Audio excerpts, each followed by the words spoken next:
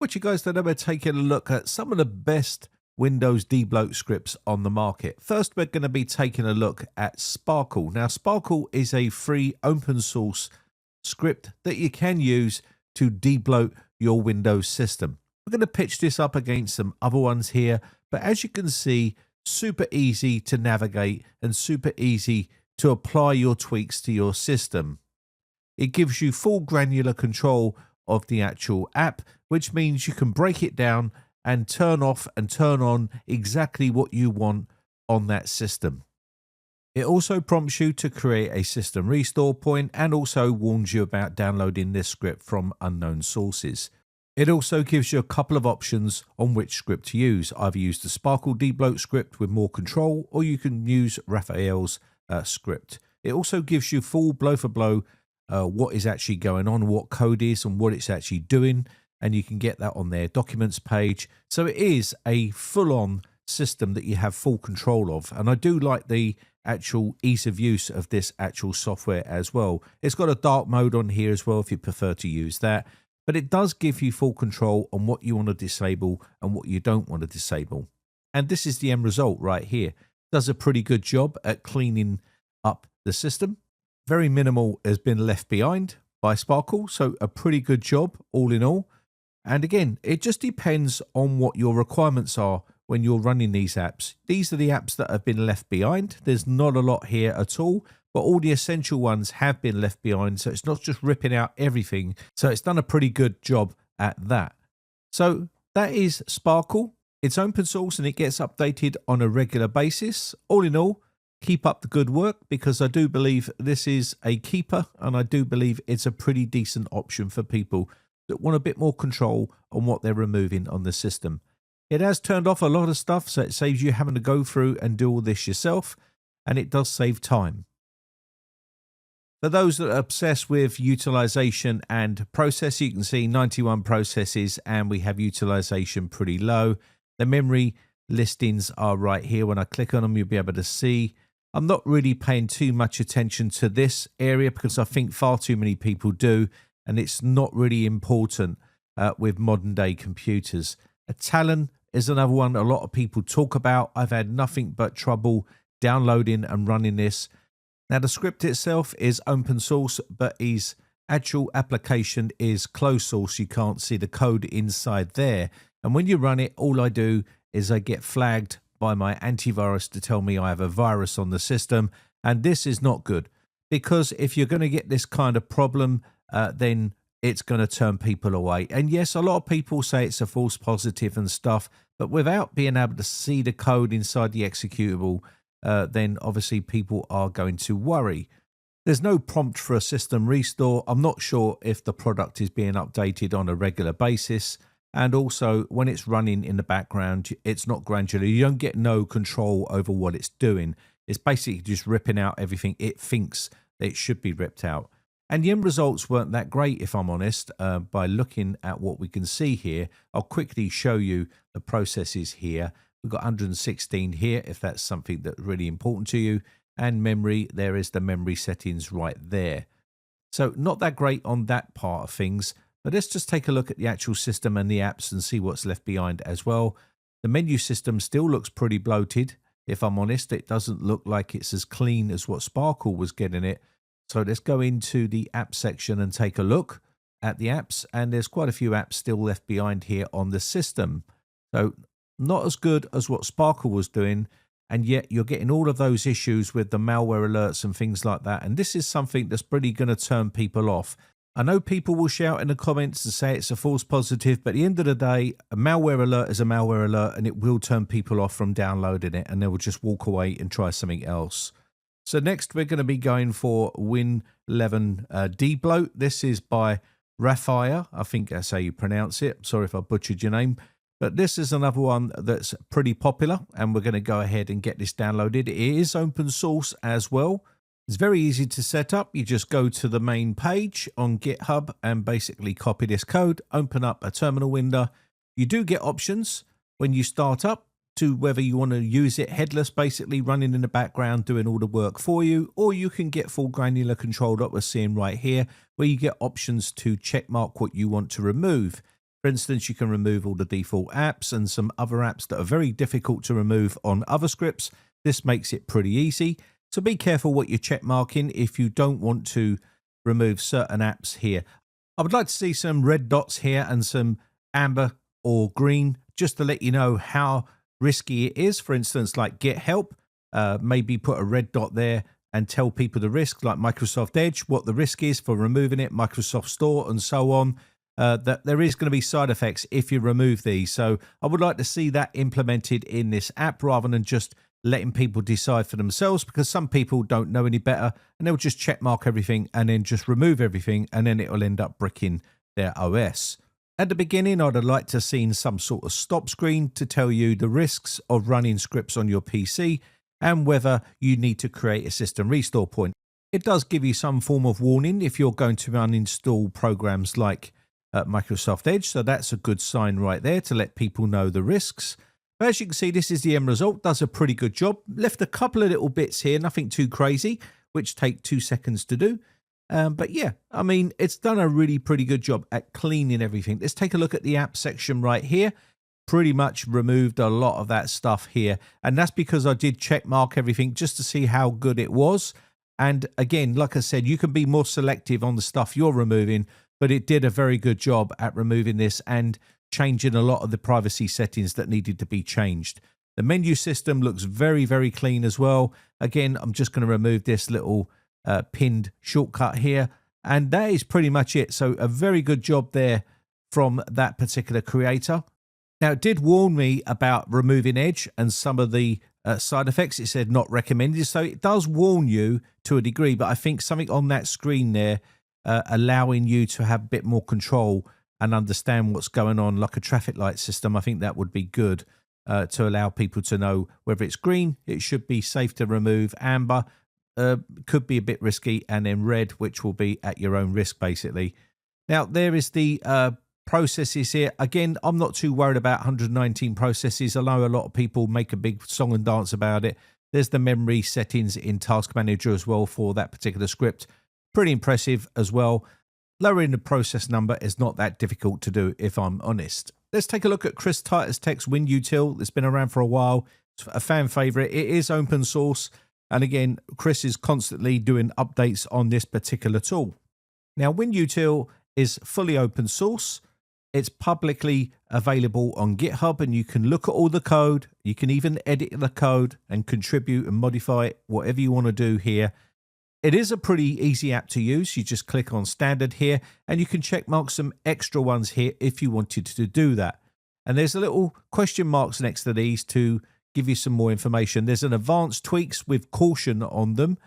Now, because Chris is trying to make this as easy as possible, now for me, I would like to see a little bit more control over what you're actually turning on and turning off. That way it gives you more choice, a little bit like the other ones we've looked at. It gives you more options and more choice to disable or leave it on, because not everyone is the same and everyone has different needs. Now, the application does come with some added features like run O&O ShutUp10, which is essential for privacy settings. And you can run that inside the actual script as well. It's not owned by Chris, this particular tool. It is owned by another company, but it is probably one of the best go-to ones for simple and easy to use setup for privacy. You can go in here and just select whatever you like. And again, this will create a system restore point as well. And then you can just set these settings on your system. So yeah, it just comes down to what your preferences are and what you're looking for in these particular types of apps. So we'll go back to Chris's tool right now and see some of the final settings here so you can see. Let me just close this box off here because I've run O&O ShutUp10 inside WinUtil. Now I'll reboot the system and we can take a look at some of the settings that WinUtil has changed alongside O&O ShutUp10, because it has made some changes. That's the actual start menu after the first restart. A couple of little remnants left behind. Now, I'm deliberately trying to remove as much as I can to see how powerful the script is. And again, I've removed as much as I can. Edge has been removed and a bunch of other stuff. This is what's been left behind. A few little bits like Microsoft Bing I can see there. and a few other bits and pieces. Nothing too crazy, but it does look pretty clean. Now, one of the things that WinUtil does is lowers the process count, and this is a sort of big thing for a lot of people. They love to look at the process count for some reason and think it's super important. But we're going to go inside here, and there's a task view I like to turn off, and I like to put this on show icon only. That's the way I like mine. I can see Microsoft Store is still on there. So let me just quickly take a look at the process count here so you'll be able to see. And it should be pretty low, 75 processes right here. This will obviously grow a little bit when you install stuff on the system. And again, this is on a virtual machine. And there's your memory settings right there after running WinUtil. Now, of course, this is constantly being updated. And again, it doesn't get support as such, i.e. from Chris, but it does the same as everyone else. You run these at your own risk, of course. But again, it is a pretty decent utility for debloating the system. So let's take a look at the new kid on the block, Winhance. We're going to have a look at this one. I do actually quite like this because it does have a very granular look to it where you can control a lot of stuff and leave stuff you want to leave, and also remove the stuff you want to remove. So you can download the application, or you can run the code inside the actual PowerShell window if you want to, but I'm just going to go ahead and install this and quickly restart the system. It does give you the option for a portable version right here. It does recommend you install the .NET 10 runtime, which is recommended if you're running the portable version. We're just going to install it. Now, I know he does a lot of updates on this, and he's constantly working on it, and he does work pretty hard at maintaining this and making changes that the community would like to see. Straight away, it's creating a system restore point for us before it opens, and there you can see system protection enabled. You can go through and read all that information here. He's put a lot of thought and effort into this program. Again, like I said, you can check mark what you want to remove. The ones in green here are what's on this system, and you can check mark the stuff that you want to remove on here. I'm not going to go through the whole program. This is what it looks like once it removes, because I've done a couple of videos on this, and it is very, very clean indeed. And it will remove a lot of stuff from the system. And I know he's constantly updating, and it is open source as well. And I've said this before, I just like the look of this application, and I just like the way you can have full control of what you're doing on the system, rather than just running it in the background and making decisions for people. You get to decide what you're removing on this system. And the system is pretty clean once you run this. So we're going to put a chart at the end, and I'll work it out, and I'll break it all down, and I'll let you know my thoughts on all of them. And we'll be able to go through and see what is probably turning out to be the best and the worst out of all of these. Now, I've just got one more. Just want to quickly show you the process count here. It's not the lowest in the world, but then I'm not a big believer in having this super low anyway. I don't believe it does that much to the system. And there's the memory settings right there as well, if that's something that interests you. But all you're interested in really is getting the system nice and clean, and that's what it's done, and got the system nice and clean for you without having to go through manually. Next, we'll look at O&O ShutUp10, which is also been used on Chris's tool, where you can run this from inside the script itself. But again, this is quite a powerful tool. They do two tools. This is for your privacy, and they do one which removes all of the apps as well. So I would generally go for amber right here. And I like the traffic light system where it's green, amber, and red. Red obviously being the most risky. And it's just simple. It tells you an explanation of what you're disabling and what you're enabling. And that's exactly what people want. Simplicity, and also rocker button switches. Something simple like this. It is obviously freeware, which means it's not open source, which means you can't just go to GitHub and have a look at all the code. It's locked down because obviously it's freeware, but it is a pretty decent app. And I've been using this for a long time, and I always recommend this to a lot of people for simplicity and ease of use. And also with that traffic light system, it gives you an idea of what's risky. If it's red, it means there's a lot more risk involved when removing that item, and it can cause problems. So you would just be a bit more cautious. And they also do an O&O app buster on here as well. which also lets you create a system restore point and remove all of the unwanted apps that you don't want. And it does a pretty good job as well.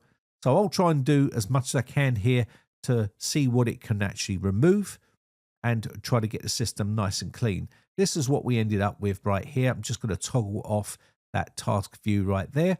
I've restarted the PC. We'll go to the app section right here. Again, looks pretty clean. It's left the weather on there for some reason, but we can just quickly remove that by clicking this right here and it'll be gone. But it is pretty clean, I must say. But I did remove quite a lot of stuff there. Edge couldn't be removed, so Edge was left on the system, whereas on some of the other tools you could remove it. All of the privacy settings will be set for you and you won't have to worry about that. But this is probably all you'll need for the most people out there. And this is what the start menu looks like right here. These are just little shortcuts. You could just remove these. They're not a big problem, but that is it. It looks pretty tidy. It doesn't enable dark mode either. You have to do that yourself. But if you've got an activated version of Windows, that's pretty straightforward and easy to do. So let's have a look at the chart and break it down as easy as I could to let you see what I actually think. So starting from the left-hand side, that's position 1. So granular control, I would say O&O ShutUp10 is pretty good for that. Also, Winhance is pretty good as well. You can't really split those two for that particular type of granular control. So I've just put them as 1 and 2 for simple reviews for O&O ShutUp10. Also moving on to number 3, I've got as Raphire as well, and Sparkle for number 4, and Chris Titus Text Tool is at number 5. Why is it at number 5? Well, because it doesn't give you as much granular control as some of the others, but it does a pretty good job. I'm not saying it's crap. I'm saying it's just not as controlling as some of the other ones that give you much more control. Talon, obviously, I've had nothing but issues with that, so that is at number 6. Restore and undo functionality. O&O ShutUp10 does a really good job at that. Also, Winhance does a pretty good job. Chris Titus Text Tool does pretty good at that as well. And Raphire is pretty decent at that as well. And Sparkle, again, Talon comes last because you have no control over anything. It's doing it all on the back end. Again, when ease of use, I would say O&O ShutUp10 is so easy to use. It takes seconds to do, and it's probably all that people will need. Chris Titus Text Tool is probably easy to use because it's a couple of simple ticks and run it. Unfortunately, you don't have that control there like you do on, say, Winhance and other ones. And some of these options, you can argue that you could swap these around, and they're very close. So don't think because I've got them 1, 2, and 3, that is how I would have them. They're very, very close, and they could all be number 1 in some cases, like ease of use. Chris Titus Text Tool could be on equal par as O&O ShutUp10 as well as Winhance because of they are so close. But I have to put them in an order, and that's what order I've put them in. Support and updates. I know for a fact that Winhance is being updated all of the time, so I've put that there in number 1. O&O ShutUp10 is pretty much working. I've never had issues with it. It's never broken the system. As for WinUtil, again, constantly being updated and supported, so it's not just been left to, you know, just sit on the server somewhere and people continue to use it. It ends up breaking the system.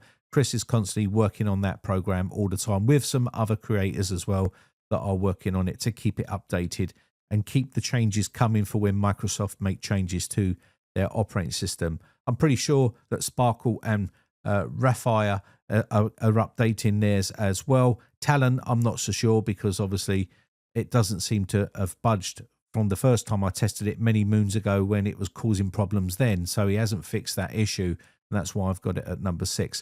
Open source scripts. Again, Winhance is fully open source. Chris Titus Text Tool is, and also Raphire is as well. You can check all that.